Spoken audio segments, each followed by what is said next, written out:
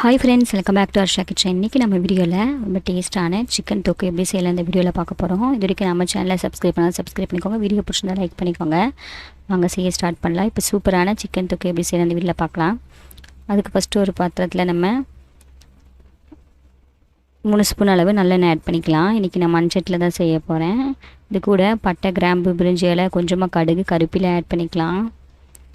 நீங்கள் கடுகு வேணான்னா ஆட் பண்ண வேணாம். இதில் வந்து 20-25 சின்ன வெங்காயத்தை கட் பண்ணி சேர்த்துருக்கேன். இதை வந்து இந்த மாதிரி ஆட் பண்ணிவிட்டு நல்லா நம்ம எண்ணெயிலே வறுத்து எடுத்துக்கலாம். வெங்காயம் நல்லா வதங்கிறதுக்கு கொஞ்சமாக சால்ட்டை ஆட் பண்ணிக்கலாம். நம்ம வந்து இதை வந்து சிக்கன் 65 மசாலா செய்ய போகிறோம். அதனால் அதிகமான உப்பு ஆட் பண்ண தேவையில்லை, அதிலே உப்பு இருக்கும். இதில் வந்து 1 ஸ்பூன் அளவு இஞ்சி பூண்டு பேஸ்ட் ஆட் பண்ணிக்கலாம்.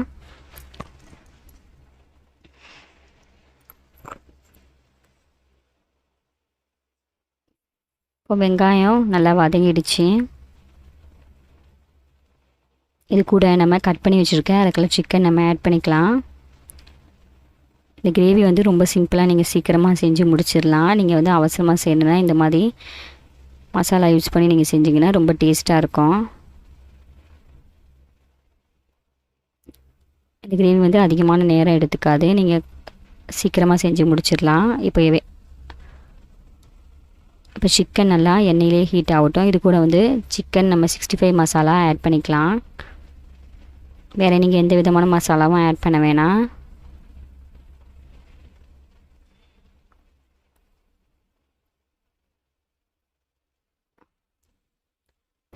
மசாலா நல்லா ஆட் பண்ணதுக்கப்புறம் நம்ம வந்து எல்லாத்தோட ஒன்றா மிக்ஸ் பண்ணிக்கலாம். சிக்கன் மசாலா ஃபுல்லாக இறங்குற மாதிரி நல்லா ஒரு நிமிஷம் நம்ம எண்ணெயிலே நல்லா குக் பண்ணி எடுத்துக்கலாம்.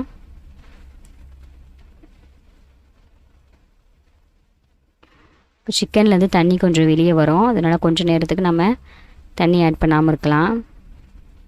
இப்போ பாருங்கள், இது கூட நம்ம கொஞ்சமாக நம்ம தண்ணி ஆட் பண்ணிக்கலாம். இப்போது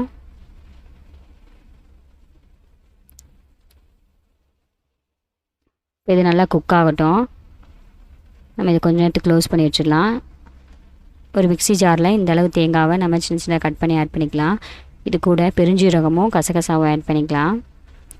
இப்போ இது எல்லாத்தையும் நல்லா நைஸாக அரைச்சி எடுத்துக்கலாம் தண்ணி ஊற்றி. இப்போ நைஸாக அரைச்சாச்சு. நம்ம கிரேவி வந்து நல்லா குடிச்சு ரெடி ஆகிட்டுருக்கு தொக்கு.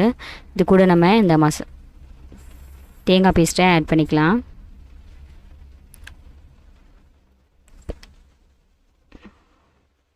தேங்காய் பேஸ்ட் ஆட் பண்ணதுக்கப்புறம் நல்லா நம்ம இதை மிக்ஸ் பண்ணி விட்டுக்கலாம். இதில் நீங்கள் தேவையான அளவு தண்ணி ஆட் பண்ணிக்கலாம்.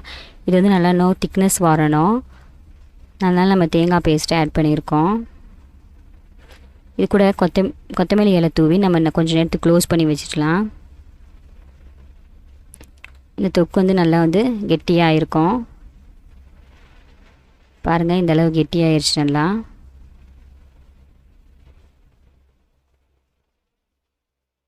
ஆறுனது இன்னும் கெட்டியாகிடும்.